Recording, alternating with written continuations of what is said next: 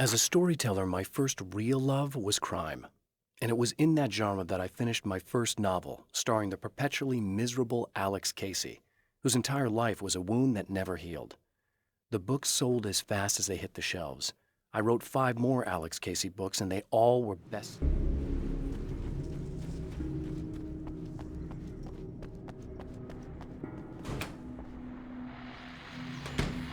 Oh, praise be. You guys are coming through for me. A pretty little light just started blinking on my board here, and that means there's a caller out there. You know, when the hours stretch into eternity like this, when it feels like I'm stuck in a rut and just reliving the same endless night over and over again, I feel genuinely touched by someone actually reaching out to me, breaking the monotony. I just want you to know that it really matters to me. Caller, you're on the air. You suck, Eddie! Did you know that this is my dream job? True fact.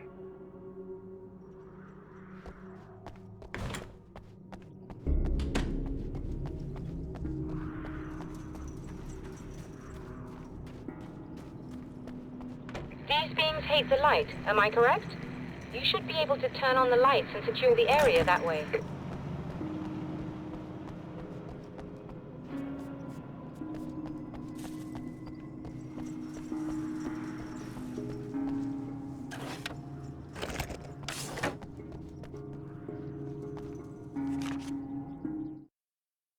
When Dr. Rachel Meadows got the call from Michael, telling her to hurry to the observatory, she didn't waste any time.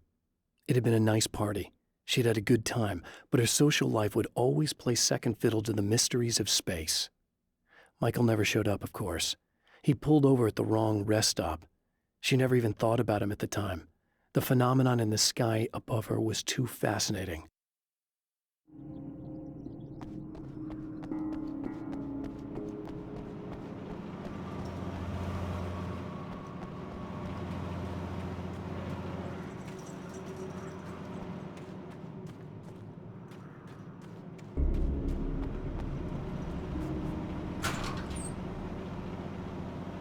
Doctor, can you hear me?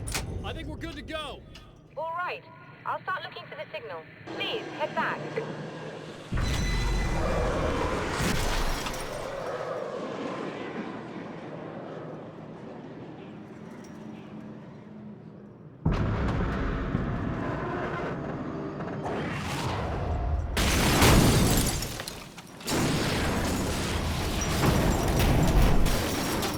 I guess they didn't like that.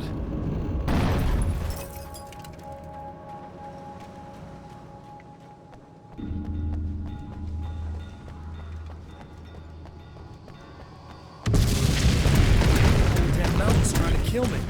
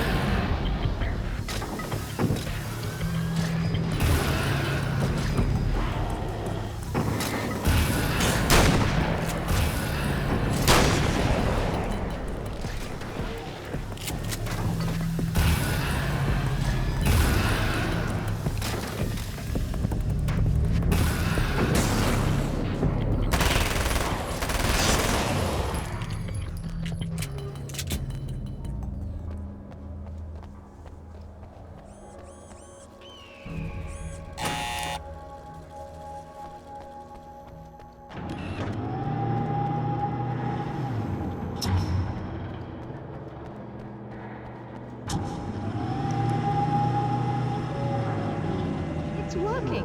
Please, come up here.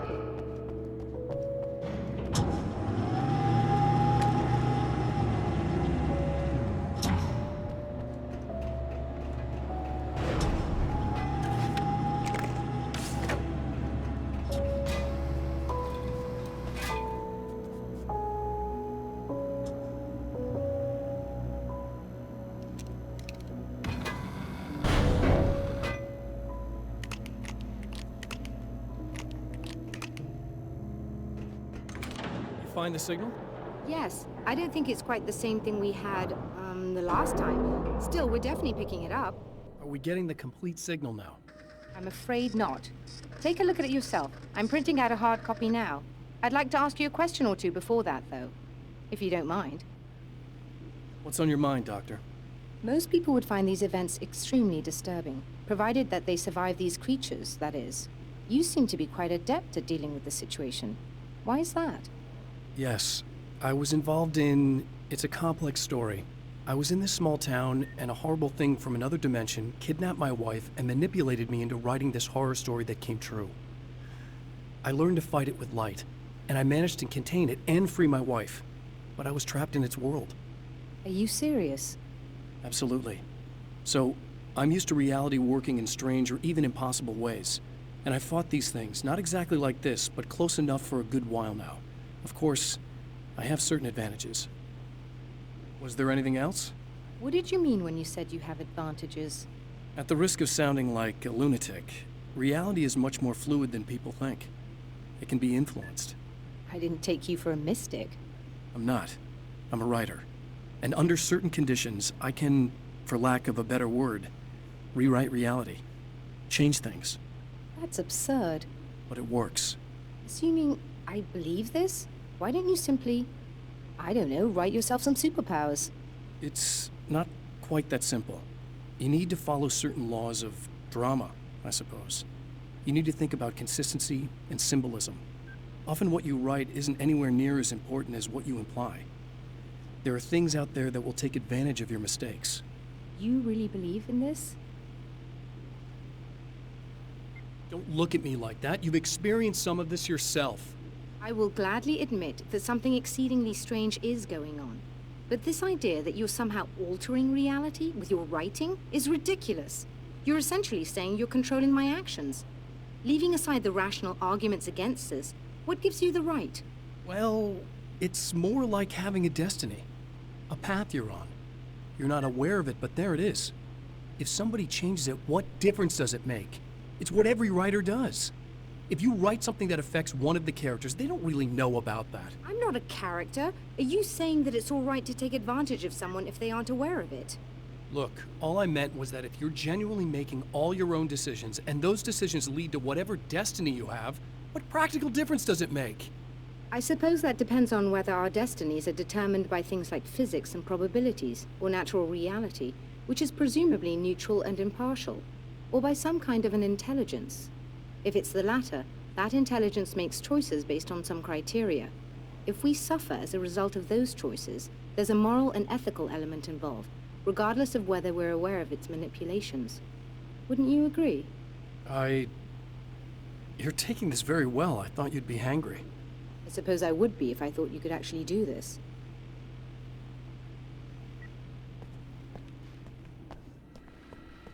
Another printout. Another signal fragment. The message is still not complete, but it's another piece of the weapon he has built against his adversary. Mere words on a piece of paper, but in the right hands, they will hold back the darkness.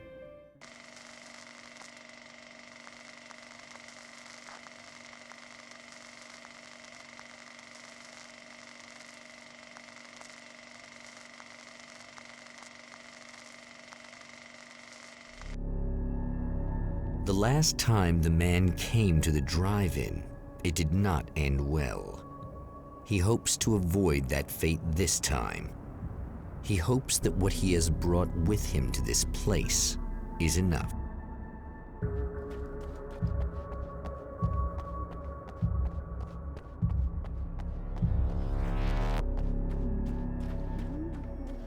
Ugh. Serena's probably out of her mind again. But I'm gonna need that key so I can get the power back on.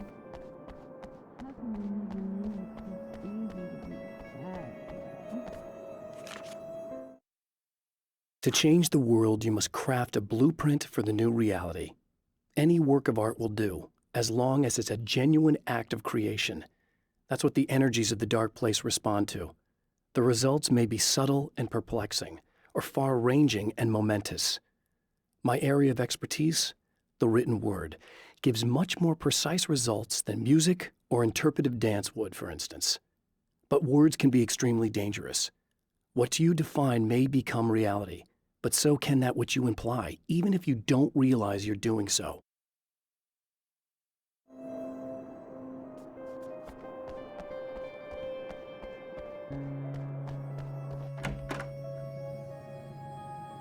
You again?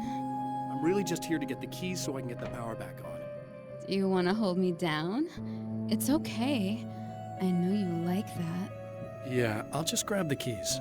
I could be like your wife, little wifey, waiting at home for hubby.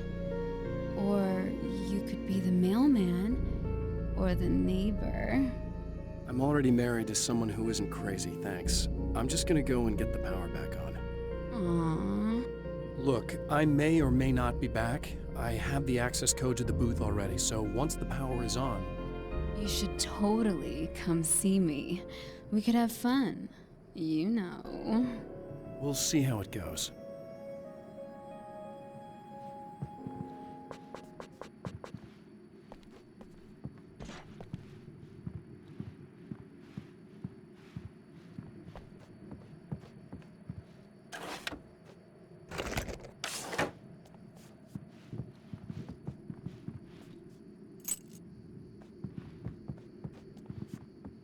I was about to do the weather, but I see we have a caller. Hey, you're on the air with Eddie. What's up? Hey, Eddie, it's Ricky. You talked about fate before. You think about that a lot? Not a lot, to be honest, but I take it you do. Oh, yeah. Oh, yeah. Any conclusions you'd care to share, Ricky? Well, we've got free will, right? That's in the Bible and everything. Yeah, right, sure. So free will, right? Am I right? I mean, if we can do what we want, how can there be fate? I mean, you don't know what's gonna happen next, so there's no fate. There's just people doing stuff. Well, I don't know, Ricky. I don't suppose you have considered the possibility that we're all here in the service of a greater purpose, incomprehensible to us, and that what we take to be freedom is nothing more than the move of a pawn on some cosmic chessboard, limited in scope, subject to the whims of unseen players, existing only for their entertainment. Or perhaps we're just a twisted reflection of actual events that can happen elsewhere. Could it be that such is life in Night Springs? Dude, what? Food for thought, Ricky. Food for thought.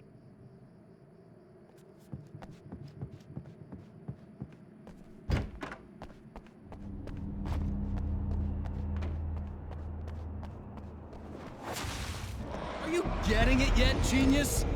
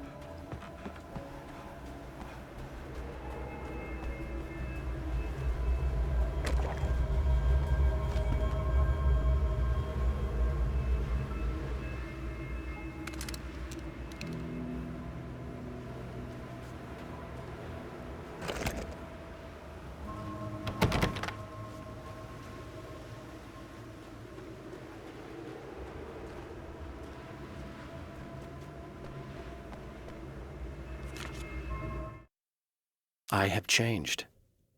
I know who I am now. I know that I can write my own fate. Bright Falls taught me that. I know that indulging my weaknesses, giving in to fear and complacency will only drag me down. The Dark Place taught me that.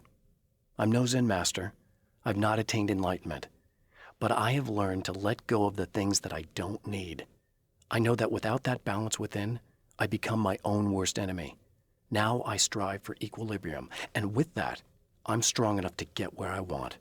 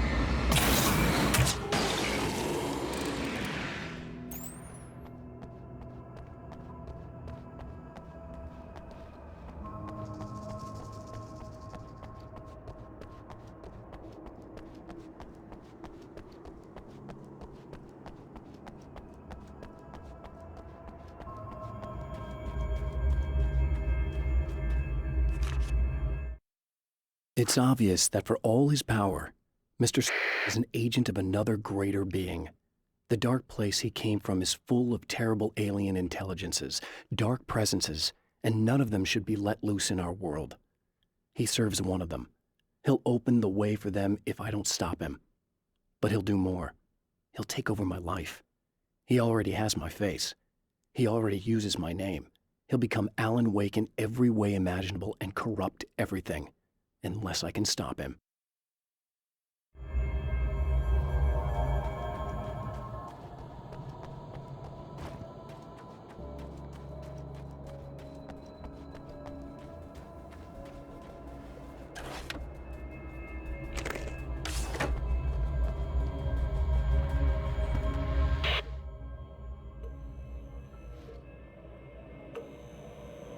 I want to talk about Alice.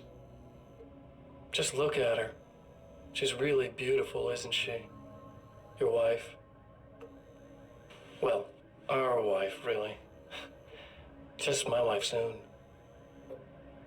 Don't worry. I'm not gonna treat her like the others. She's special. If I wanted her dead, she would be. I've been around for a while now. So talented. You haven't seen her new work, of course. Oh, it takes my breath away. Really, she's that good.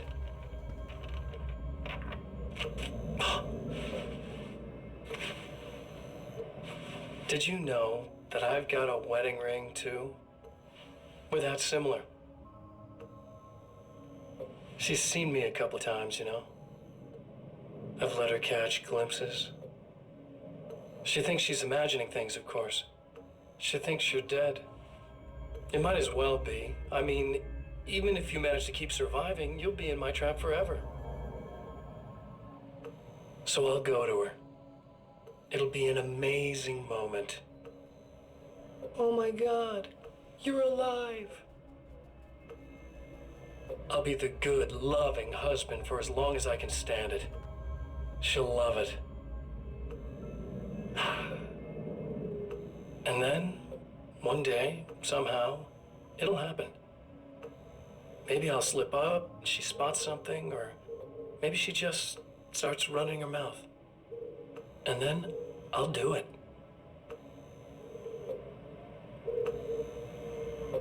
It's gonna be sweet.